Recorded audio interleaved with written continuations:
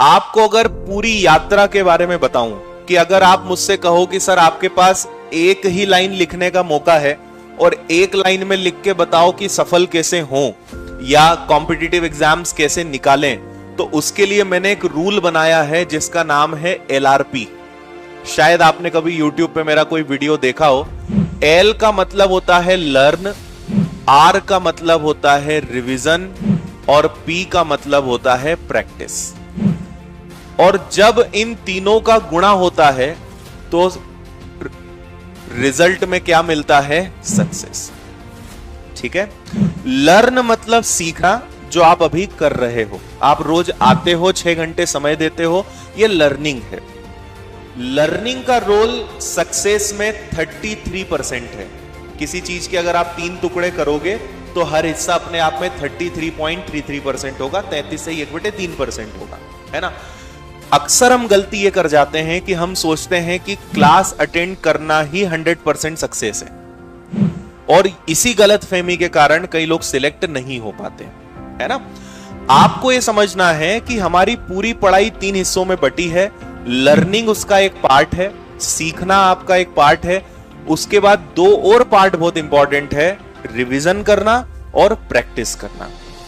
अगर आप इन तीनों चीजों को बैलेंस करोगे तभी आप सक्सेस हो पाओगे, है ना। इसको मैथ्स की भाषा में अगर मैं जवाब दूं तो आपने लर्निंग पे भी 10 गुना मेहनत करी, रिवीजन को भी 10 गुना मेहनत करी, प्रैक्टिस को भी 10 गुना मेहनत करी, तो मुझे बताओ सक्सेस का रिजल्ट कितना आएगा? 1000। 10 गुणा 10 गुणा 10 जब होगा तो रिजल्ट क्या आएगा? 1000। अब आप मुझसे कहो कि सर मैंने क्लासेस तो बहुत बढ़िया अटेंड करी, मैं रोज नियम से क्लास अटेंड करने आया, मैंने सर घर जाके रिवीजन भी किया, बस मैं बहुत ज्यादा प्रैक्टिस पे काम नहीं कर पाया या मैंने प्रैक्टिस नहीं करी। ठीक है, आपने सीखने पे काम किया, आपने रिवीजन पे काम किया, बस आप प्रैक्टिस नहीं कर पाए। तो बताओ जरा 10 गुणा 10 गुणा 0 का रिजल्ट क्या आएगा? 0 आएगा। नहीं आया समझ में? 0 के साथ किसी का भी गुणा हो तो रिजल्ट हमेशा क्या आता है? 0। और यह है हमारी असफलता का कारण। हमारे पास 3 चीजें हैं और मुझे तीनों चीजों का कहीं ना कहीं बैलेंस बनाना है। अगर एक चीज पर भी मैंने काम नहीं किया या एक चीज पर भी मैंने कम मेहनत करी, उसका असर पूरे रिजल्ट पे पड़ेगा। समझ आ रही है बात, है ना।